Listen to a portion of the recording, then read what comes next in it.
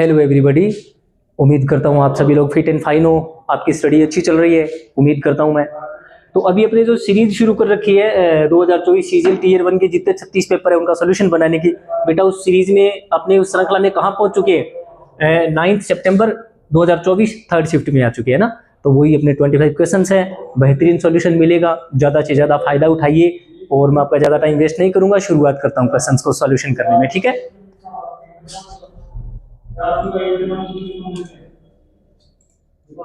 बेटा अपना first question आया है इसमें, select the most appropriate homophone to fill in the blank. Homophone किसको बोलते हैं बेटा? होमोफोन, होमोफोन का मतलब होता है शब्दों का जो प्रोनाउंसिएशन है वो सेम होगा लेकिन मीनिंग डिफरेंट होगा। तो यहां पर देखो राइट दे रखा है, राइट दे रखा है, राइट दे रखा है, राइट दे रखा है। इस राइट का तो आपको पता ही है, टू व्हीलर्स, कोई भी टू व्हीलर है ना जिसपे अपन सवारी करते हैं उसको बेटा राइड बोलते हैं। और एनिमल्स है ना जैसे घोड़ा वगैरह है उस पर सवारी करनी है तो उसको भी बेटा राइडिंग करना बोलते हैं। घुड़सवारी को क्या बोलते हैं? Horse riding. बाइक चलानी है, साइकिल चलानी है तो भी राइडिंग। लेकिन अगर फोर व्हीलर है ना तो उसके लिए बेटा ड्राइविंग का यूज होता है। उसके लिए ड्राइविंग, किसके लिए? फोर व्हीलर्स के लिए। फोर व्हीलर्स के लिए बेटा अपन किसका यूज करते हैं? ड्राइविंग का। राइट का मतलब लिखना हो गया। इस राइट का मतलब अधिकार। इसके दो अर्थ है, एक तो इसका मतलब होता है अधिकार और एक इसका मतलब होता है सही होना, किसी चीज का सही होना। अच्छा, इस राइट का मतलब होता है रिलीजियस सेरेमनी। रिलीजियस सेरेमनी, कोई भी धार्मिक रस्म होती है ना बेटा उसको राइट बोलते हैं। और इसी राइट से एक नया शब्द और बता रहा हूं आपको, रिचुअल। देखना है आपने खुद ने, रिचुअल किसको बोलते हैं? रिचुअल, ठीक है ना। तो अब देखते हैं इस क्वेश्चन में पूछा क्या है। ही हैज, उसके पास है, क्या चीज है भाई? उसके पास क्या चीज है? एक्सप्रेस करने के लिए, हिज थॉट्स, अपने विचार प्रकट करने के लिए क्या होती है हमारे पास? अधिकार होता है। तो ये बेटा हमारा ये वाला राइट हो जाएगा। इस राइट का मतलब सही भी होता है और इसी का मतलब अधिकार भी होता है, ठीक है ना। तो ये हमारा बेटा आंसर हो जाएगा नंबर 4। चलो देखते हैं क्वेश्चन नंबर 2 पे क्या है। क्वेश्चन नंबर 2 पे क्या दे रखा है बेटा? Select the word segment that can substitute the bracketed word. हमें क्या करना है भाई? सब्स्टिट्यूट करना है बेटा, है ना। हमें क्या करना है? सब्स्टिट्यूट करना है किसको?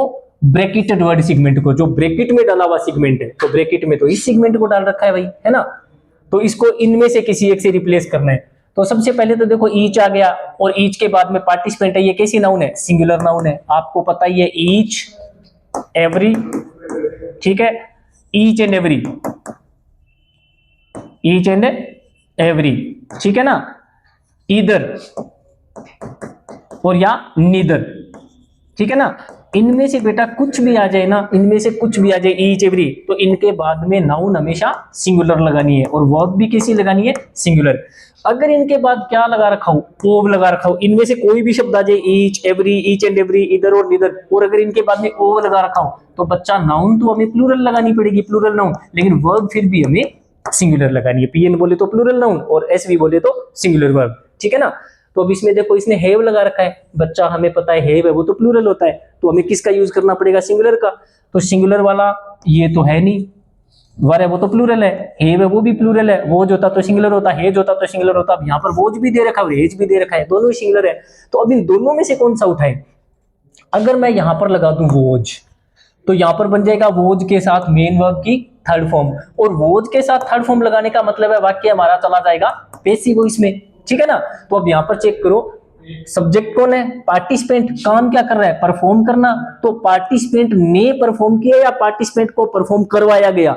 इस काम को परफॉर्म करने का काम पार्टिसिपेंट ने खुद ने किया, इसलिए ये वाक्य हमारा किसका है? एक्टिव वॉइस का। तो वोज तो मैं लगा नहीं सकता इसमें, क्योंकि वोज लगाऊंगा तो वाक्य पैसिव का बन जाएगा। मैं क्या लगा देता हूं? इसके साथ हेज लगा देता हूं। तो हेज के साथ थर्ड फॉर्म लगाऊंगा तो वाक्य अपने आप पैसिव का, एक्टिव का बन जाएगा, क्योंकि हमें पता है हेज हेड के साथ मेन वर्ब की थर्ड फॉर्म आती है। अगर हेज वाला वाक्य पैसिव वॉइस का बनाना होता तो मैं हेज के साथ बीन लगा के थर्ड फॉर्म लगाता तो फिर पैसिव बन जाता, लेकिन हमें तो पैसिव की जरूरत ही नहीं है, तो इसलिए हम यहाँ पर हेज लिख देंगे साथ में और आगे मेन वर्ब की थर्ड फॉर्म इसमें दे ही रखी है। तो यही हमारा आंसर हो जाएगा, ठीक है ना। चलो देखते हैं क्वेश्चन नंबर 3 में क्या दे रखा है। क्वेश्चन नंबर 3 में क्या दिया है भाई? क्वेश्चन नंबर 3 में क्या दे रखा है भाई? Select the most appropriate synonym of the given word. बच्चा हमें क्या करना है? सिनोनिम उठाना है। जो भी शब्द दे रखा है ना हमें उसका सिनोनिम उठाना है। तो यहां पर शब्द है टाउट, इसका मतलब होता है स्ट्रेस्ड, टाइट, ठीक है। इसको बेटा अपन एक और भी बोल सकते हैं, नर्वस आदमी को भी, नर्वस आदमी होता है वो कैसे बैठा होता है, ढीला ढाला या एकदम मुठ्ठियां कसी हुई से, है ना, नर्वस। एक्साइटेड भी बोल सकते हैं इसको, एक्साइटेड भी बोल सकते हैं, है ना। अच्छा एक शब्द आपको और देखना है, एक टाउट भी देखना है। इस टाउट का मीनिंग आपने खुद ने देखना है। इसका मतलब होता है लोगों को एनकरेज करना, अपनी सामान सर्विसेज और जो भी आप सर्विसेज बेच रहे हो, जो भी गुड्स बेच रहे हो, उसको खरीदने के लिए लोगों को एनकरेज करना, उसको टाउट करना बोलते हैं। तो ये शब्द आपने देखना है, ठीक है ना।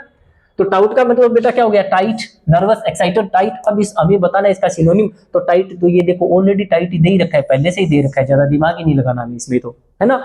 टॉर्न किसको बोलते हैं, फटा पुराना, रैग्ड, जिसको अपन क्या बोल सकते हैं, रैग्ड कंडीशन में बोल सकते हैं, फटा पुराना, ठीक है ना। अच्छा स्लेक, स्लेक का मतलब ही ढीला, लूज, लैक्स। स्ट्रेस्ड या नॉट स्ट्रेस्ड, नॉट स्ट्रेस्ड, ठीक है ना। फ्लेसिड का मतलब होता है weak and soft, weak and soft. कोई चीज कैसी हो जाए, वीक एंड सॉफ्ट। जैसे मांसपेशियां कैसी हो जाए, कमजोर पड़ जाए, तो अपने क्या बोलेंगे, flaccid muscles, flaccid muscles. Okay, तो बेटा हमारा आंसर तो टाइट आ गया इसमें, हमें ज्यादा दिमाग ही नहीं लगाना फिर तो, है ना। तो देखते हैं अभी क्वेश्चन नंबर अपना 4 क्या बोल रहा है। क्वेश्चन नंबर 4 में दे रखा है, select the most appropriate antonym. बच्चा हमें जो भी शब्द दे रखा है उसका एंटोनिम बताना है, ठीक है। तो मिजरेबल, माइजर का मतलब क्या होता है, माइजर का मतलब दुखी, मिजरेबल दुखी, माइजर का मतलब दुख, माइजरीज होता है ना, माइजरीज, हमारे जीवन में जो दुख आते हैं उनको माइजरीज बोलते हैं। मिजरेबल किस कंडीशन में होगा, दुख कंडीशन में होगा, ठीक है ना। हमें उल्टा बताना है तो खुश, तो चीयरफुल मूड, चीयर करना, खुशी मनाना। चीयर का मतलब ही क्या होता है, खुशी मनाना। तो चीयरफुल कैसा आदमी हो जाएगा, खुश मिजाज हो जाएगा, हैप्पी हो जाएगा, जोवियल हो जाएगा। हैप्पी बोल सकते हैं जिसको, जिसको अपन जोवियल भी बोल सकते हैं, जुबिलेट बोल सकते हैं, इलेटेड बोल सकते हैं, है ना, जिसको जोवियल भी बोल सकते हैं अपने, ठीक है। अच्छा रिस्ट्रेन, संयमित, कंट्रोल्ड, नियंत्रण में रहने वाला आदमी, कंट्रोल्ड, ठीक है। अच्छा सेटल्ड है, तो सेटल्ड के दो अर्थ होते हैं, एक तो कहीं पे जाके बस जाना, जैसे ही सेटल्ड इन अमेरिका। और सेटल का मतलब किसी मामले को सुलझाना भी होता है ना। जैसे लोगों के बीच में कोई डिस्प्यूट है, उस डिस्प्यूट को क्या कर लिया, सेटल कर लिया, तो सुलझा दिया, ठीक है ना। मेलोडियस, मधुर, स्वीट, मेलोडियस मतलब स्वीट, हार्मोनियस, हार्मोनियस। अच्छे गीत होते हैं वो कैसे होते हैं, मेलोडियस होते हैं, मेलोडियस, ठीक है ना। तो बेटा आंसर तो हमारा आ चुका है ऑलरेडी। चलो देखते हैं क्वेश्चन नंबर 5 में क्या दे रखा है। Select the most appropriate meaning of the underline idiom. बेटा कोई इडियम दे रखी है और हमें उसका अर्थ बताना है। तो इडियम इसने क्या दे रखी है, अंडरलाइन कर रखी है, ये देखो अंडरलाइन दे रखा है ना इसने। तो क्या दे रखा है, विट्स एंड। हर की जगह कुछ भी हो सकता है, हिज भी हो सकता है, माई भी हो सकता है, यूअर भी हो सकता है। वो डिपेंड करता है कि यहाँ पर नाम किसका दे रखा है। यहाँ पर किसी लड़की का नाम है ना, तो इसलिए हर दे रखा है। लड़के का नाम होता तो हिज लगा देते यहाँ पे, अगर यहाँ पर आई होता तो मैं यहाँ पर माई लगा देता। अच्छा विट किसको बोलते हैं, आदमी की बुद्धि को बोलते हैं विट्स। विट्स का मतलब होता है बुद्धि, और एंड का मतलब जवाब दे दे, खत्म हो जाए। अगर मैं कोई सवाल करूं और करते करते मैं बोलूं नहीं अब दिमाग जवाब दे गया, मुझे हल नहीं हो रहा, तो उसको बोलते हैं विट्स एंड। विट्स एंड का मतलब दिमाग काम करना बंद कर दे, आप किसी डिसीजन पे नहीं पहुंच पा रहे हो, है ना।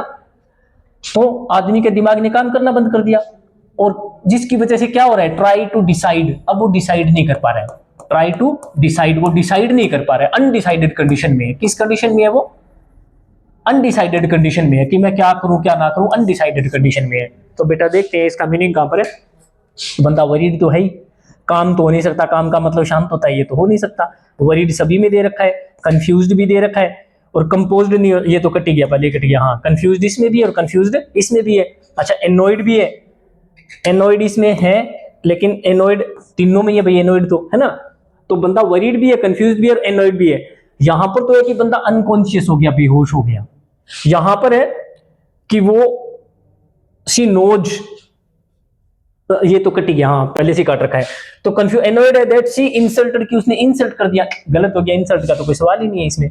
तो सी वरीड, कंफ्यूज और एनोइड है, और अब वो जानती नहीं है कि व्हाट टू डू नेक्स्ट, किया क्या जाए। तो यही हमारा आंसर हो जाएगा, यही आंसर हो जाएगा। इसका मतलब विट्स एंड का मतलब यहाँ पर बंदा वरीड है, कंफ्यूज्ड और एनोइड है, और अनडिसाइडेड है। अनडिसाइडेड का मतलब डज नॉट नो, अब उसको नहीं पता व्हाट टू डू नेक्स्ट, कि अब करना क्या है। तो ये हमारा आंसर हो जाएगा बेटा, ये 4 नंबर हमारा आंसर हो जाएगा। ठीक है ना, चलो देखते हैं अभी क्वेश्चन नंबर 6। क्वेश्चन नंबर 6 में देखो क्या दे रखा है भाई, select the incorrectly spelled word, गलत स्पेलिंग वाला देखना है अपने को, है ना। प्रिविलेज हो गया, मिलेनियम हो गया, मिसचीवस हो गया और अकोमोडेट हो गया। ज्यादा दिमाग नहीं लगाना, मैं सीधे डायरेक्ट आंसर बता देता हूं आपको। शरारत को इंग्लिश में क्या बोलते हैं, मिसचीफ, है ना, मिसचीफ।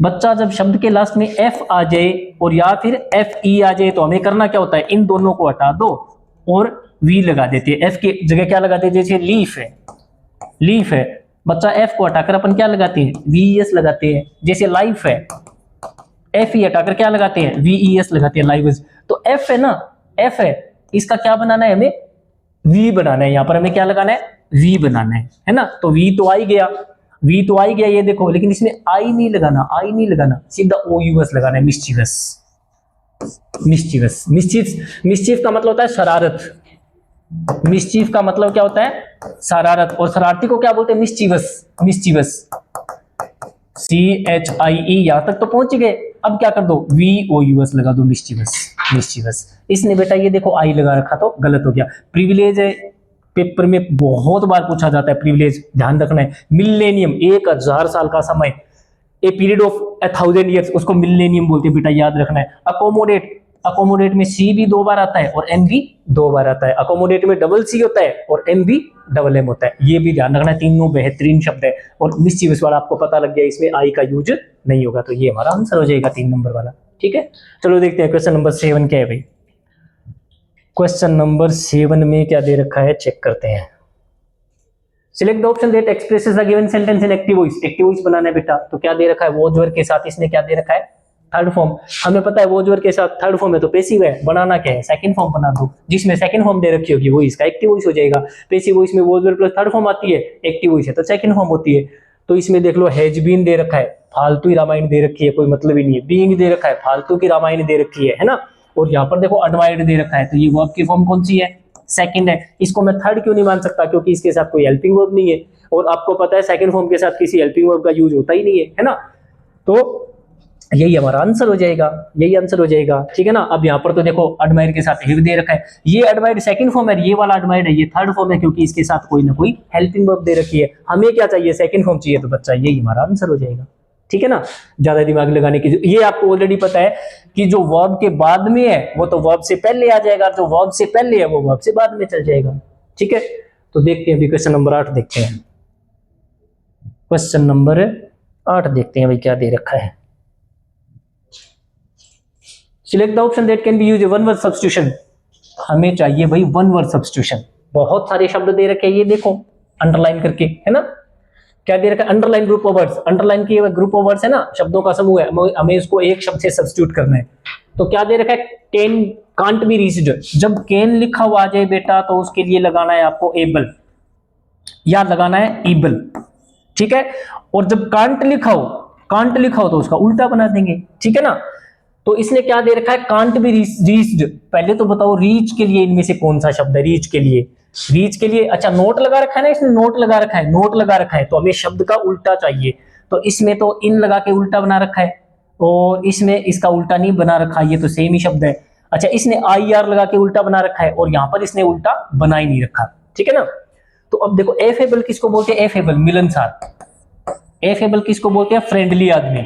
कैसे नेचर का आदमी, दोस्ताना, जिसके साथ बात करना बहुत ही आसान होता है, इजी टू टॉक, जिस बंदे के साथ बात करना आसान हो, इजी टू टॉक टू, जिस बंदे से बात करना आसान हो। ठीक है ना।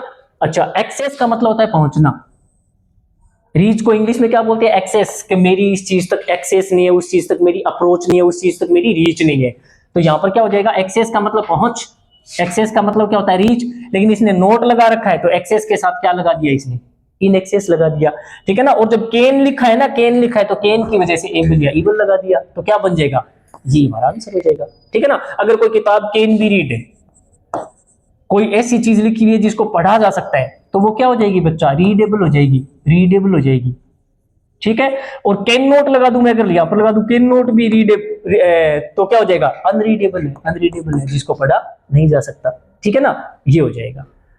अच्छा, और हैंडराइटिंग अगर पढ़ी जा सकती है, हैंडराइटिंग, तो उसको बोलते हैं बेटा लेजिबल, उसको बोलते हैं लेजिबल, ठीक है ना।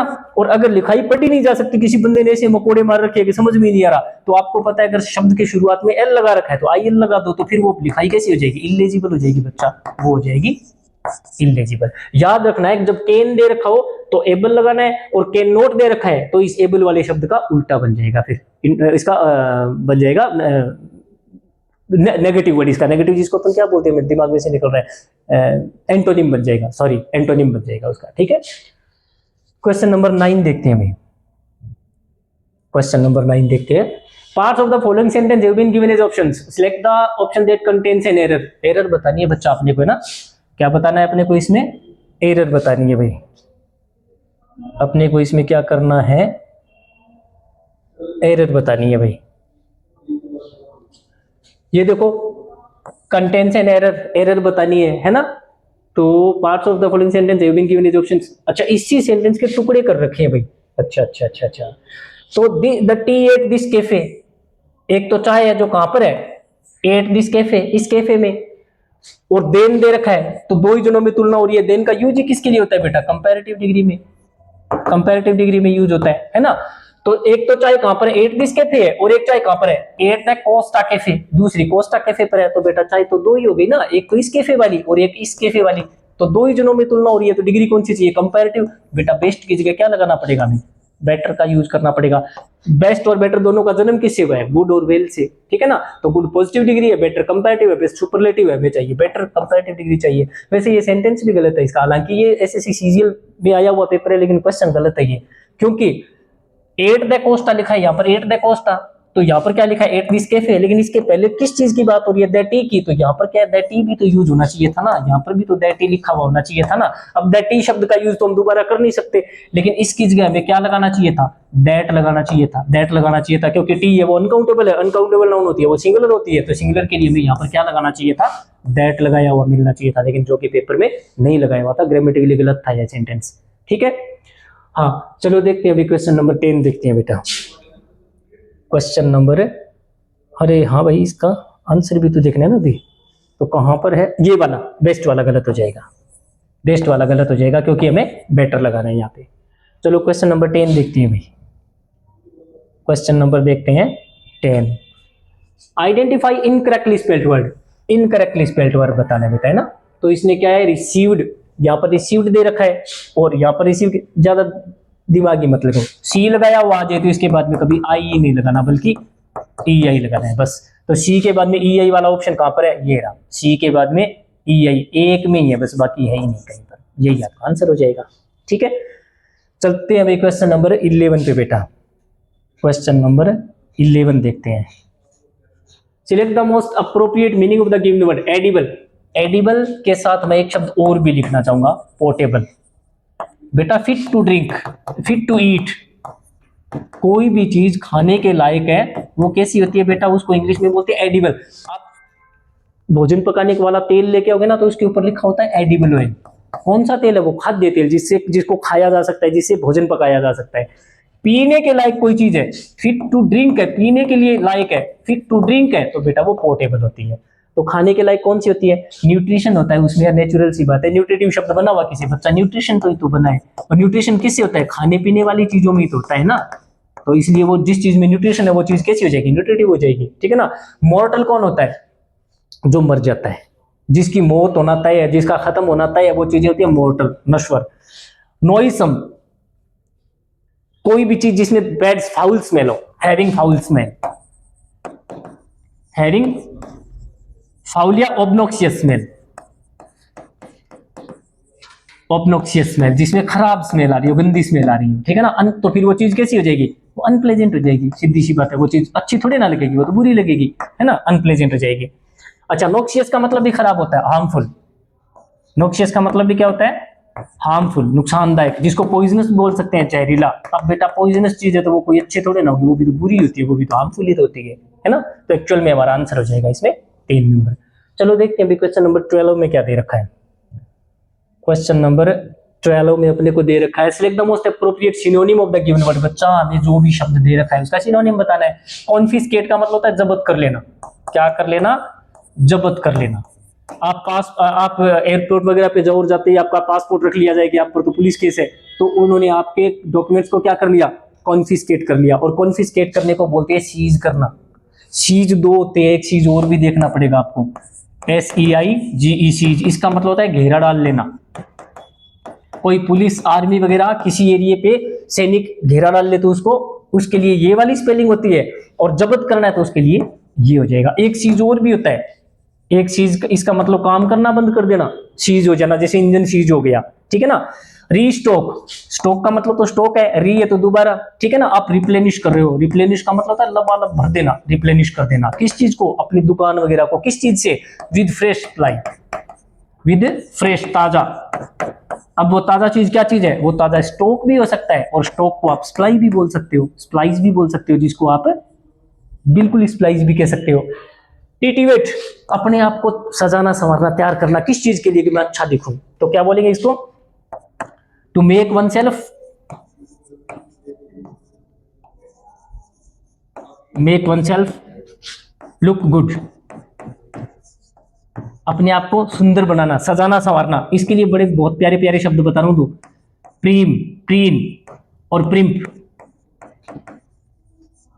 प्रीन और प्रिम्प दोनों। ग्रूम करना, ग्रूम करने का मतलब भी वो होता है ट्रिमिंग करना, बाल बाल संवार के रखना, तो उसको टिटिवेट करना बोलते हैं। डिस्ट्रॉय मैं बताना ही नहीं चाहता, ऑलरेडी पता है आपको, नष्ट कर देना, बर्बाद कर देना। तो आंसर क्या हो जाएगा, सीज हो जाएगा, ठीक है ना। चलो देखते हैं क्वेश्चन नंबर 13। क्वेश्चन नंबर 13 में क्या दे रखा है भाई, select the option that express the given sentence in active voice. बच्चे अपने को क्या बनाना है इसका, एक्टिव वॉइस। तो दे क्या रखा है, पैसिव दे रखा है। मॉडल के साथ क्या दे रखा है, मॉडल, और इसके बाद में बी और मेन वर्ब की थर्ड फॉर्म। एक्टिव बनाना है तो क्या लिख दो, मॉडल प्लस पहली फॉर्म बना दो। मॉडल के साथ क्या कर दो, पहली फॉर्म बना दो, बी चला जाएगा, और मेड की पहली फॉर्म क्या बन जाएगी, मेक बन जाएगा। जिसमें विल मेक लिखा होगा वो ये हमारा उत्तर हो जाएगा।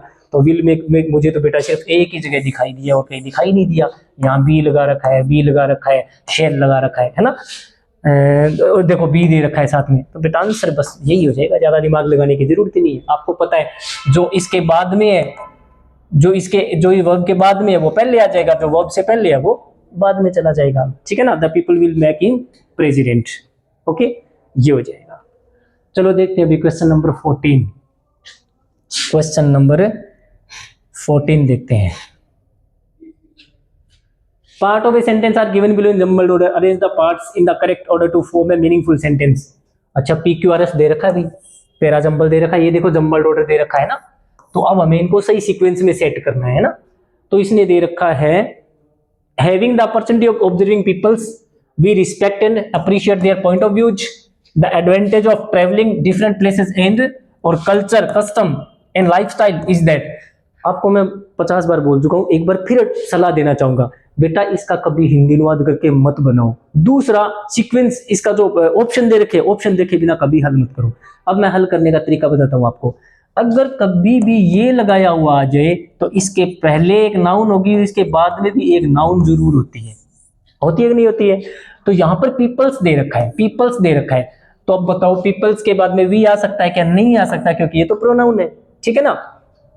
अच्छा, इसके बाद में कभी भी आर्टिकल का यूज यम पॉसिबल आ ही नहीं सकता, आर्टिकल आ ही नहीं सकता इसके साथ, एएमडी आ ही नहीं सकता, ठीक है ना। तो तुलसी रामायण है, वो धार्मिक ग्रंथ है, तो उसके साथ क्या आना चाहिए, दया रामायण आना चाहिए, दया रामायण आता है। लेकिन अगर मैं लिख दूं तुलसी की रामायण तो तुलसीज, अब इसके आगे मैं दया नहीं लगा सकता। किसकी वजह से नहीं लगा सकता भाई, ये बात मैं बता चुका हूं आपको, जब एपोस्ट्रोफ आ गया तो आगे दया लगा नहीं सकते, है ना।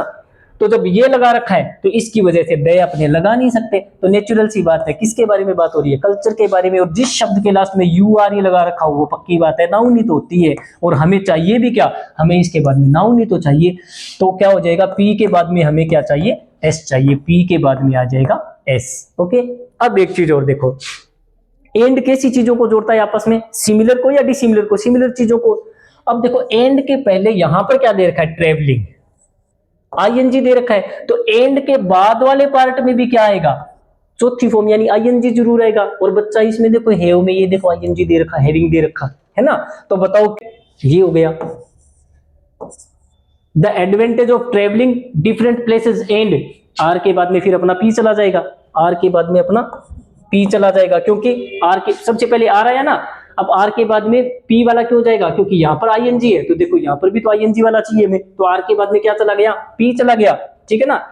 इसके बाद में देखो क्या हो जाएगा, पी आ गया, तो पी के बाद में फिर हमें एस चाहिए। एस क्यों चाहिए, क्योंकि बता चुका हूं जब एपोस्ट्रोफ दे रखा है तो तुरंत बाद में नाउन चाहिए कोई ना कोई, तो बच्चा ये देखो नाउन तो एक ही है और किसी की शुरुआत में नाउन है ही नहीं, यहाँ पर प्रोनाउन है, यहाँ पर द आर्टिकल आ गया और हमें पता है एपोस्ट्रोफ के बाद में द तो इम्पॉसिबल लगा ही नहीं सकते, तो कल्चर वाला आ जाएगा, तो फिर क्या आ जाएगा, पी के बाद में कौन सा चला जाएगा, एस चला जाएगा, ठीक है ना। और अब डेट है, ये क्या चीज है, कंजंक्शन है, और कंजंक्शन के बाद में पूरा का पूरा क्लोज है, ये आ जाएगा, कंजंक्शन के बाद में पूरा का पूरा क्लोज है, ये आ जाएगा, तो हमारा आंसर क्या बन जाएगा, आरपीएस और क्यू बन जाएगा। आरपीएस क्यू बच्चा ये रहा, आरपीएस क्यू, ये आपका आंसर हो जाएगा, ठीक है ना।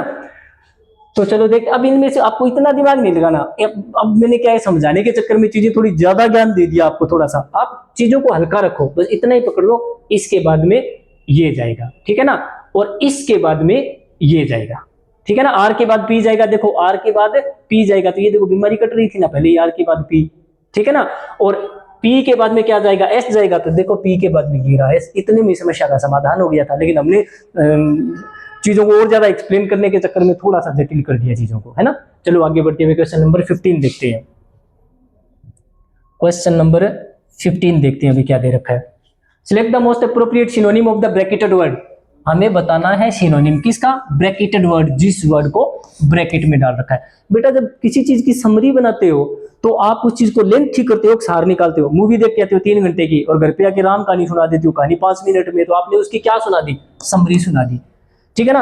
आप टीवी सीरियल देखते हो, कल जो एपिसोड दिखाया था आज उस अगला एपिसोड दिखाने से पहले टीवी की स्क्रीन पर लिखा था रीकैप, और उस रीकैप में क्या होता है, जो कल वाला एपिसोड है उसको 2 मिनट में उसको दिखाया जाएगा, मेन घटनाएं, तो रीकैप करना। रीकैप का पूरा नाम होता है रीकैपिटुलेट। रीकैपिटुलेट मतलब जो चीजें ऑलरेडी सेड है, जो चीजें पहले से बताई जा चुकी है, उनको क्या करना, रिपीट करना, उनको रिपीट करना या फिर उसको रिकैपिटुलेट करना, ठीक है ना। तो बच्चा क्या बन जाएगा भाई, क्या बन जाएगा, समराइज का क्या बन जाएगा, फिर रिकैपिटुलेट बन जाएगा, बस ज्यादा सोचने की जरूरत नहीं है। प्रोलॉन्ग किसी मामले को लंबा खींचना, लॉन्ग लास्टिंग, लास्ट लॉन्ग, जब कोई चीज क्या करती है, लास्ट करती है, लास्ट मतलब चलती है, लॉन्ग लंबे टाइम, तो उसको प्रोलॉन्ग करना बोलते हैं। लेंथन, ये अच्छा शब्द है, ये बताना चाहूंगा मैं आपको। लेंथ का मतलब होता है किसी भी चीज की लंबाई, ठीक है ना, तो ये नाउन है। अब इस नाउन में आप जैसे ईएन जोड़ोगे तो ये क्या बन जाएगी, ईएन जोड़ती है, ये वर्ब बन गई। अगर इस वाक्य को पास्ट टेंस में लेके जाना हो, ईडी लगा दो, आईएनजी भी जोड़ा जा सकता है, प्रेजेंट टेंस में रखना है तो एसआईएस भी लगा सकते हो। तो जब आपने इसी प्रकार नाउन में ईएन जोड़ने से भी वर्ब बनती है, एडजेक्टिव में भी ईएन जोड़ने से नाउन बन सकती है। जैसे हार्ड चीज कैसी होती है, सख्त, ये शब्द क्या चीज है, एडजेक्टिव है। आपने किसी चीज को और सख्त बना दिया तो आपने उसको हार्डन कर दिया। अब आप पास्ट टेंस बनाओगे तो इसमें ईडी भी जोड़ सकते हो आप इसमें, ठीक है ना। तो लेंथन का मतलब होता है चीजों को लंबा बढ़ा देना, ठीक है ना, ये हो जाएगा। अच्छा, एक्सपेंड है, इससे बने हुए मैं कुछ एक शब्द जो आपको बताना चाहूंगा, 3-4 शब्द बताना चाहूंगा, उन पे गौर करना है आपको। एक्सपेंड, ठीक है, इसी से बनेगा एक्सपेंशन, इसी से क्या बन जाएगा, एक्सपेंशन, इसी से बन जाएगा एक्सपेंसिव, एक्सपेंसिव, इसी से एक एक्सपेंसिव और बनता है, एक्सपेंसिव। बच्चा आपको ये शब्द आज घर पे देख लिया, पेपर में 50 बार इससे रिलेट करता हुआ क्वेश्चन आता है। एक शब्द देखना है आपको, एक्सटेंड, एक्सटेंड, ठीक है, एक्सटेंशन, एक्सटेंसिव, जरूर देखने इन शब्दों को, जरूर, ठीक है ना। इंटेंड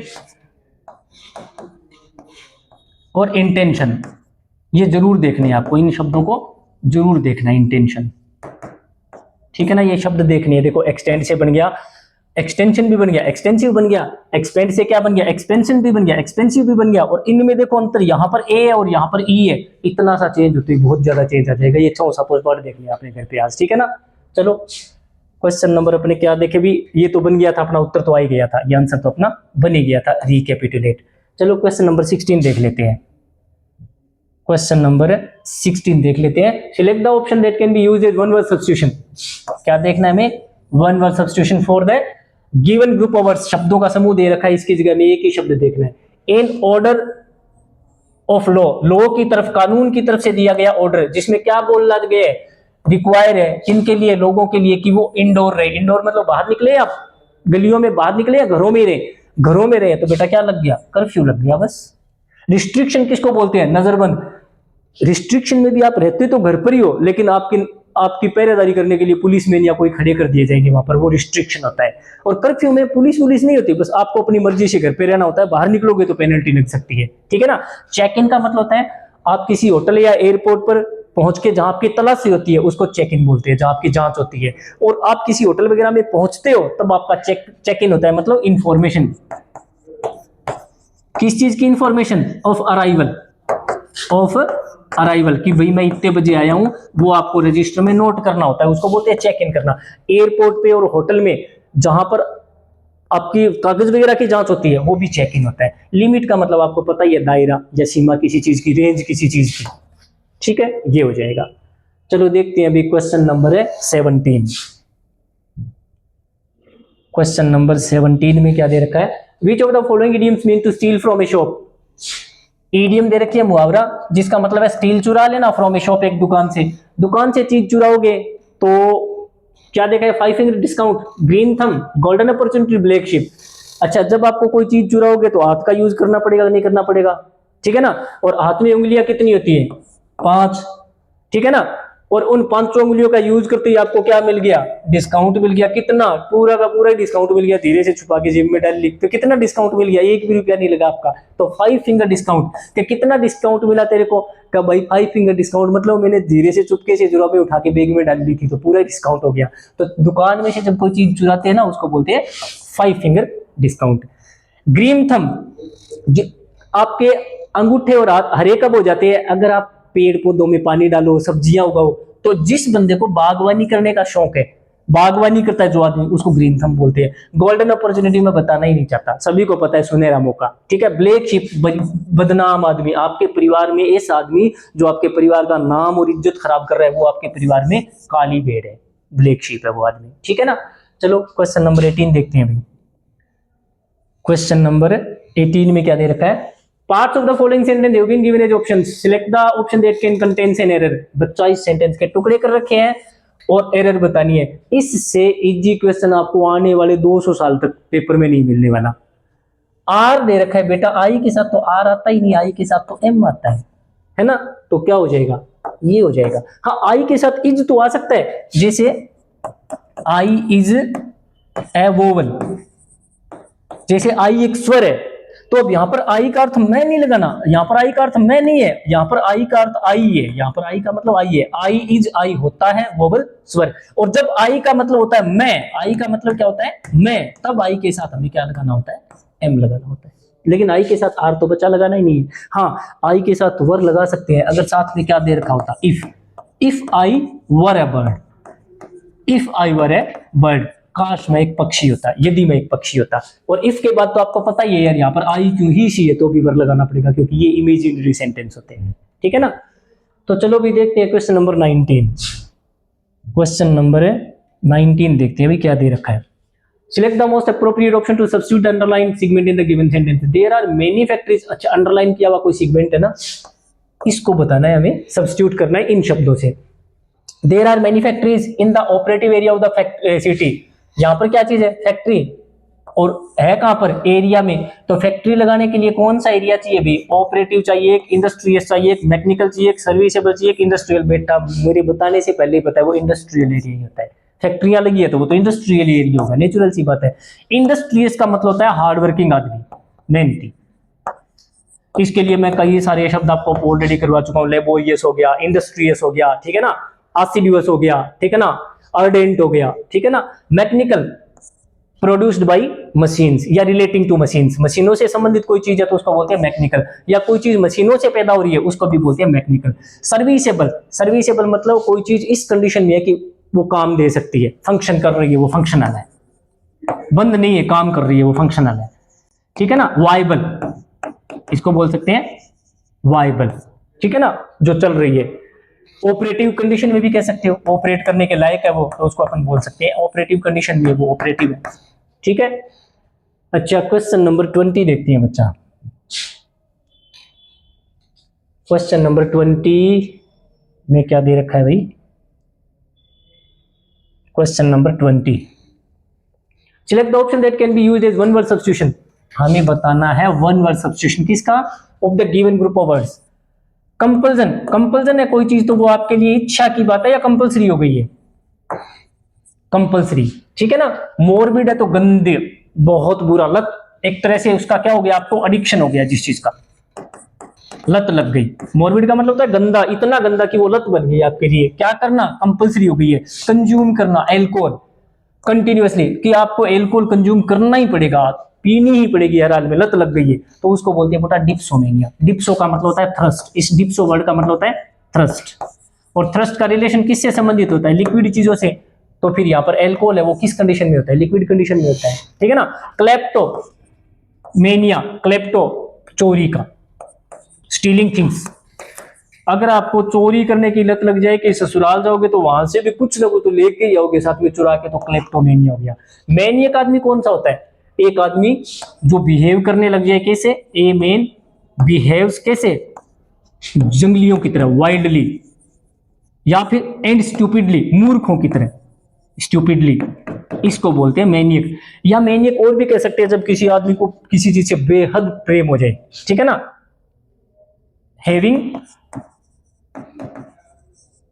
स्ट्रॉन्गर लव,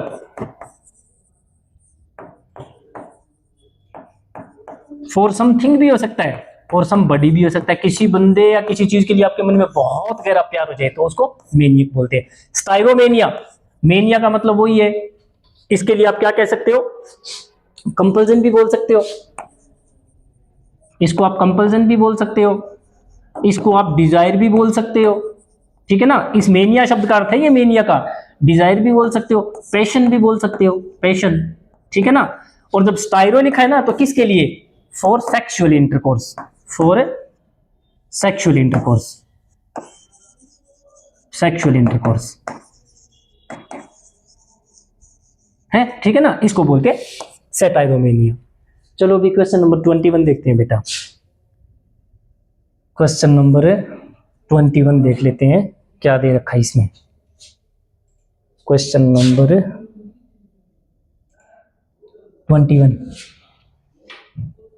21 में तो फिर आ गया भाई क्लोज टेस्ट। क्लोज टेस्ट का मतलब 500 के 500 क्वेश्चन इसी में मिल जाएंगे, है ना। तो क्या दे रखा है? In the following pages some words have been deleted, कुछ शब्दों को डिलीट कर दिया गया। Read the pages carefully, pages को ध्यान से पढ़ो and select the most appropriate option to fill in each blank. हमें प्रत्येक ब्लैंक में भरने के लिए एकदम सही सही ऑप्शन उठाना है। तो T prices in the domestic, T prices चाय की कीमतें कहां पर? डोमेस्टिक होता है तो विदेशी या घरेलू? घरेलू।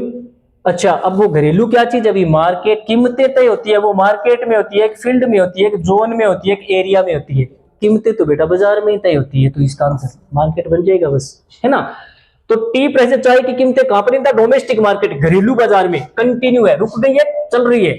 कैसी? हाई, ऊंची। कब? इस साल, करंट ईयर में। किसके बावजूद? द एक्सपेक्टेशन, उम्मीद है किस चीज की? हायर प्रोडक्शन की, प्रोडक्शन ज्यादा होने वाला है। हाई है तो कम या ज्यादा होने वाला है? कंपेयर करें तो किससे? इससे कंपेयर करें तो, ठीक है। ड्यूरिंग द पास्ट 3 मंथ्स, पिछले 3 महीनों से टी प्राइसेस, चाय की कीमतें क्या कर रही है? हैव बीन, चाय की कीमतें क्या कर रही है? Have been. देखते हैं अभी क्या कर रही है। हैव बीन क्या कर रही है? एनकाउंटर कर रही है, अलाइन कर रही है, काउंटर कर रही है और फेवर कर रही है। किससे? The prices of other companies. इधर भी कौन है? इधर तो इंडिया के मार्केट की कीमत है, इंडिया के मार्केट की कीमत है, और इधर अदर कंपनीज की कीमत है, इधर भी अदर कंपनीज की कीमत है, अदर कंपनीज की। इधर भी प्राइस है और इधर भी प्राइस है, ठीक है ना। तो क्या कर रही है भाई? एनकाउंटर का मतलब होता है मुठभेड़ करना, हमला करना। एनकाउंटर के, वो डाकू एनकाउंटर में मारा गया, तो एनकाउंटर का मतलब होता है मुठभेड़ करना। काउंटर का मतलब होता है आप पर किसी बंदे ने हमला किया और आपने जवाब भी हमला किया, तो वो क्या था? काउंटर अटैक था। काउंटर का मतलब होता है अगर कोई बंदा आप पर आरोप लगाए, कुछ भी करे, आप उसका जवाब दे रहे हो तो काउंटर कर रहे हो। फेवर का मतलब होता है सपोर्ट करना, किसी बंदे का फेवर है तो सपोर्ट करना। अलाइन का मतलब होता है एक समान होना, ALIGN, align with. Align with का मतलब होता है सिमिलर, एक जैसा होना। तो सिमिलर कौन कौन है, इधर वाली कीमतें और इधर वाली कीमतें दोनों क्या है, सिमिलर है, क्योंकि इधर भी प्राइस की बात हो रही है, इधर भी प्राइस की बात हो रही है, तो नेचुरल सी बात है बीच में क्या आएगा, अलाइन आएगा, क्योंकि अलाइन का मतलब ही क्या होता है, सिमिलर होता है, अलाइन विद। ठीक है ना। तो पिछले 3 महीनों से टी प्राइस चाय की कीमतें हैव बीन क्या हो चुकी है, अलाइन विद। अलाइन विद मतलब एक जितनी, अलाइन के साथ विद का यूज होता भी है, किसके साथ, the prices of other companies, अन्य कंपनियों के साथ भारतीय मार्केट में जो चाय की कीमत है वो अलाइन कर चुकी है, बराबर हो चुकी है। ठीक है ना। अनलाइक लास्ट ईयर, जब भी अगर कहीं पर लाइक लिखा आ जाए तो यहां पर जो भी लिखा होगा, यहां पर जो भी लिखा होगा वो सेम होगा। लाइक का मतलब ही क्या होता है, सेम या की तरह। अगर अनलाइक लिखा हुआ जाए तो ये बात और ये बात कभी भी सेम नहीं होगी, एक दूसरे की विपरीत होती है। लाइक मैंने की तरह और अनलाइक मतलब की तरह नहीं होना। तो अब इसने देखो क्या दो चीजें जो एक दूसरे की विपरीत लिखी है, क्या दे रखा है इसने, कहां तक पढ़ लिया भैया हमने, यहां तक। Unlike last year, unlike last year, जैसा कि पहले मैं सवाल निकाल लूं, अगले वाला ऑप्शन भी निकाल लेता हूं।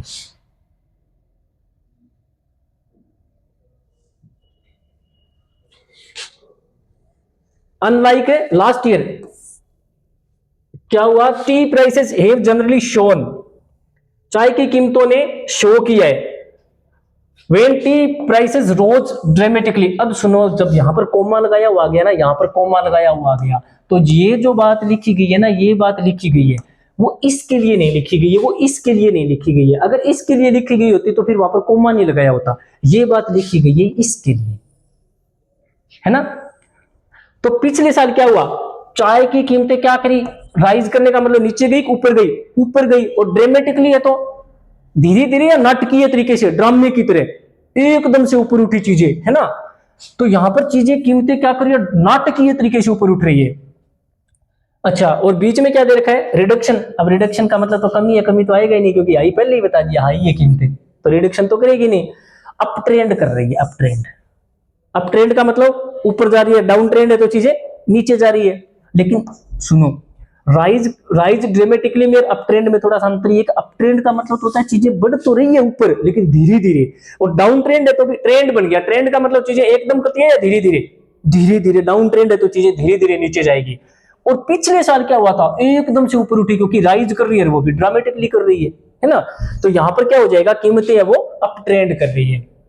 T prices have generally shown up trend, कीमतें हैं वो ऊपर बढ़ रही है। When tea prices rose dramatically, लेकिन पिछले साल क्या हुआ था, अप ट्रेंड नहीं कर रही, धीरे धीरे ऊपर उठ रही। पिछले साल तो एकदम से ऊपर उठ गई थी ड्रामेटिकली। दिस ईयर क्या हुआ है, इस साल प्राइसेस, कीमतें सीम प्रतीत हो रही है टू हैव, क्या कर चुकी है भाई, कीमतें क्या करती हुई प्रतीत हो रही है,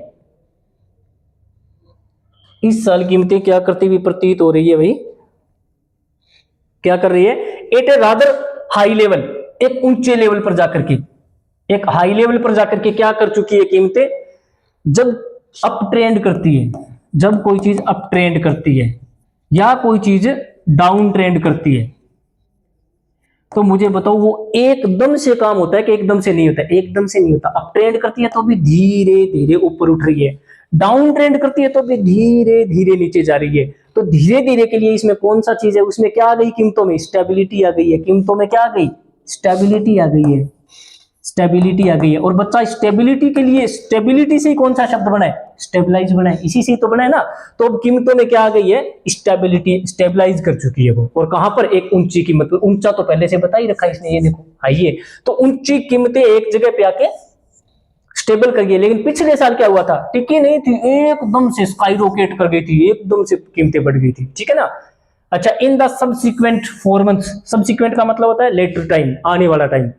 आने वाले 4 महीनों में क्या हुआ, लेटर टाइम नहीं, पहले वाला टाइम, पहले वाले 4 महीनों में क्या हुआ, द एवरेज प्राइस, एवरेज कीमत ने शो किया डाउन ट्रेंड, नीचे गिरी, डाउन ट्रेंड है तो नीचे गई।